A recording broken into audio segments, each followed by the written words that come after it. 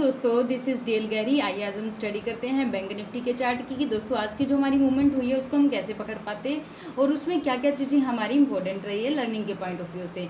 देखिए दोस्तों, आज की हमारी जो कैंडल बनी है ये काफ़ी अच्छी कैंडल बनी और एक काफ़ी अच्छी इसने रिजेक्शन भी ली है।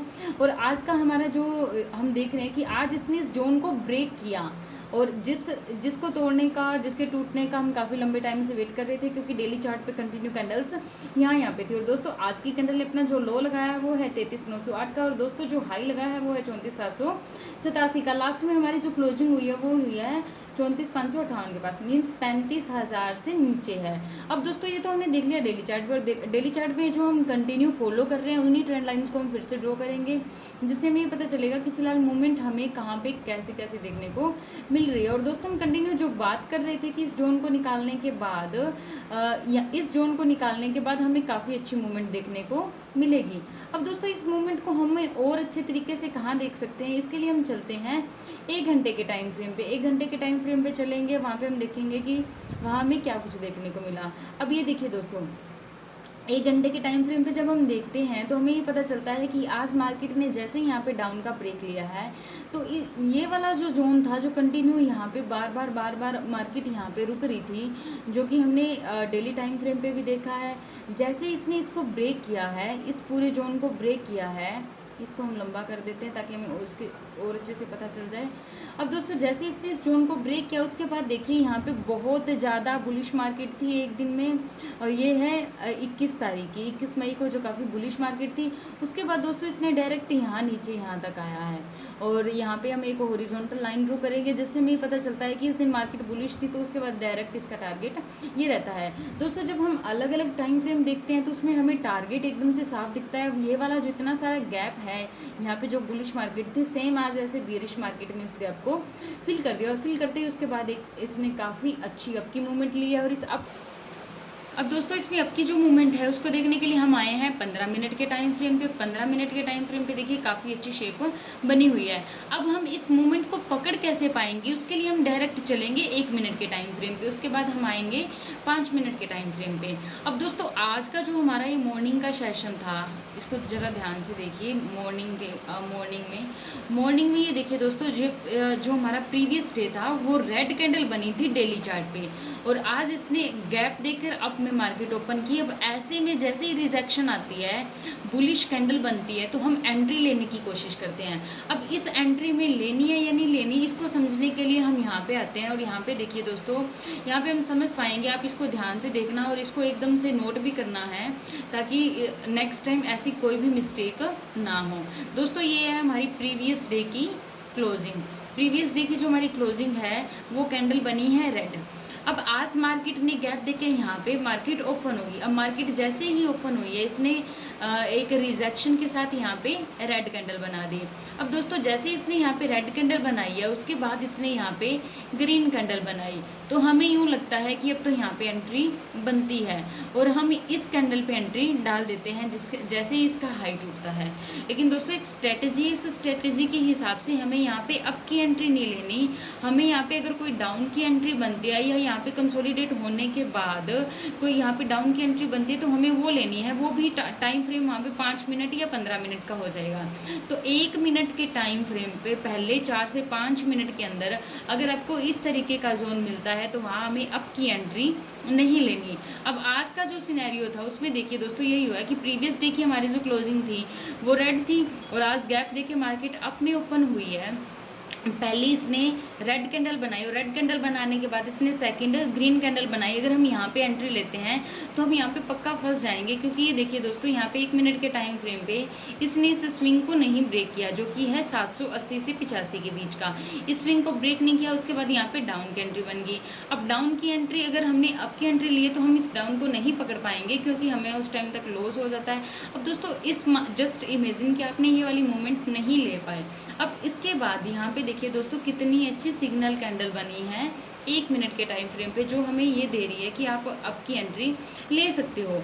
लेकिन हमें यहाँ पे ये चीज़ का ध्यान देना है कि जैसे ही मार्केट डाउन आई है, डाउन आने के बाद इसने इस डाउन को टच किया है, जो कि प्रीवियस डे की क्लोजिंग भी है और लोअर स्विंग भी है, इसको टच किया, तो दोस्तों हमारा यहाँ पे जो व्यू रहेगा वो इसी का हाफ रहेगा। इसका मीन्स जो डाउन में एक जोन आया है, इसका हमारा 50% हमारी अब के लिए हमारी यहाँ पे एंट्री रहेगी।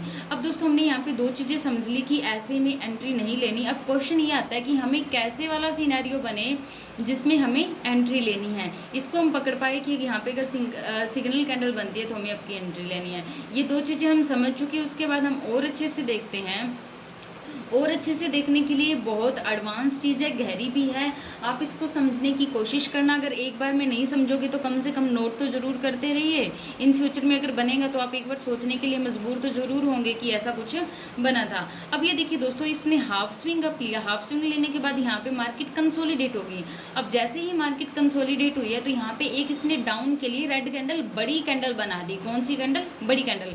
अब जैसे ही बड़ी कैंडल बनती है, अगर उसी के बीच में एक से दो कैंडल इसी की इनसाइड बन जाती है तो हम उसे इनसाइड कैंडल बोलते हैं, जिससे कि हमें एक डाउन का काफ़ी अच्छा मूवमेंट देखने को मिलता है। अब ये मूवमेंट तो बहुत अच्छा था, हम इतना अच्छा मूवमेंट कैसे ले पाएंगे, इसके लिए हमें और ज़्यादा गहरे से स्टडी करने की ज़रूरत है, जिससे हम इतने लंबे वाला मूवमेंट ले पाएँ। अब दोस्तों हम इसी के अंदर हमें कैसे वाली एंट्री लेनी है, पहले हम उस पर चलते हैं। हमने अभी तक तीन चीज़ें सीख ली कि हमें ऐसा सिनेरियो बने तो एंट्री नहीं लेनी। सेकंड, हमें यहाँ पे सिग्नल कैंडल बने तो आपकी एंट्री लेनी है। एंड थर्ड, अगर इस तरीके से कोई इनसाइड कैंडल बनती है, inside candle in the sense कि यहाँ पे जो स्विंग बना है, इट मीन्स की और ऊपर मार्केट नहीं जा रही, बायर एक्टिव नहीं हो रही, यहाँ पे कंसोलिडेट हो गया। अब कंसोलिडेट होने के बाद डाउन में एक बड़ी कैंडल बनी, इट मीन्स की यहाँ पे सेलर एक्टिव है। सेलर एक्टिव है, वो अपना कैसा सिनेरियो शो करेंगे? यस, वो यहाँ पे कंसोलिडेट हो रहे हैं 1 से 2 मिनट के बाद। उसके बाद अगर डाउन के लिए ये वाला स्विंग ब्रेक होता है तो हमें एंट्री लेनी है। यहाँ पे हमने तीन चीज़ें सीख ली। अब हम वापस यहाँ आते हैं। यहाँ हम देखते हैं कि अब हमें इसमें तो एंट्री नहीं लेनी, इसके बजाय हमें एंट्री लेनी किस में है, एंट्री किस में लेनी है। इसके लिए हम देखेंगे कि जस्ट जो हम बात कर रहे हैं कि हमारी प्रीवियस डे की क्लोजिंग जो है वो रेड है। उसके बाद मार्केट ने डाउन में वो किया है। आज की जो जस्ट इमेजिन कि आज की हमारी जो ओपनिंग हुई है वो हमारी डाउन में ओपन हुई है, और डाउन में ओपन होने के बाद हमारी जो फर्स्ट कैंडल बनी है, फर्स्ट कैंडल हमारी ग्रीन बन गई। अब ग्रीन बनने के बाद इस कैंडल का हाई और इस कैंडल का लो, इसी के बीच बीच में अगर 1 से 2 कैंडल बन जाती हैं और उसके बाद इस फर्स्ट कैंडल का हाई ब्रेक होता है तो हमारी यहाँ पे अप की एंट्री रहेगी। और प्रीवियस डे के जो हमारे यहाँ पे स्विंग्स हैं वो हमारे टारगेट्स रहेंगे। अब दो कंडीशंस आपको, आई होप सो कि आपको अच्छे से समझ आ गई। इस कंडीशन को समझना सबसे ज़्यादा ज़रूरी है, क्योंकि ऐसे में फंसने के चांसेस ज़्यादा होते हैं। यहाँ पे तो हम फिर भी सोच लेते हैं कि यस गैप दिया था, गैप देने में सेलर ने अपना पैसा यहाँ पे प्रॉफिट बुक कर लिया। अब यहाँ पे बायर्स एक्टिव हो गए, बायर इस गैप को फिल करेंगे, इसलिए हमें यहाँ पे एंट्री लेनी बनती है। इस सिनेरियो को समझना जरूरी है कि अगर मार्केट गैप में अप में ओपन होती है, फर्स्ट कैंडल रेड बनती है फिर ग्रीन बनती है, तो ऐसे में हमें एंट्री नहीं लेनी। अब हम इस सिनेरियो को समझने के लिए हम 1 मिनट के टाइम फ्रेम पे,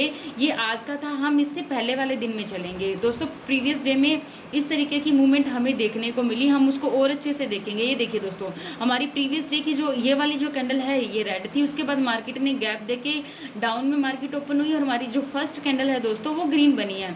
और जैसे ही इस मार्केट ने यहाँ पे अप इस कैंडल का जैसे ही इसने हाई तोड़ा या लो तोड़ेगा तो हमारी यहाँ पे एंट्री बनती है। और दोस्तों हमारी इस कैंडल पे एंट्री बनती है। उसके बाद ये हमारा हिम्मत और जुनून और जज्बा है कि हम उसमें रुके कितने रहते हैं। और उसके बाद ये वाले जो स्विंग्स आ रहे हैं प्रीवियस डे के, वो हमारे टारगेट्स रहेंगे। ये वाला टारगेट रहेगा हमारा, और उससे पहले हमारे ये वाले टारगेट्स रहेंगे। तो हमें इनको समझना ज़रूरी है और इन टारगेट्स को पहचानना भी ज़रूरी है।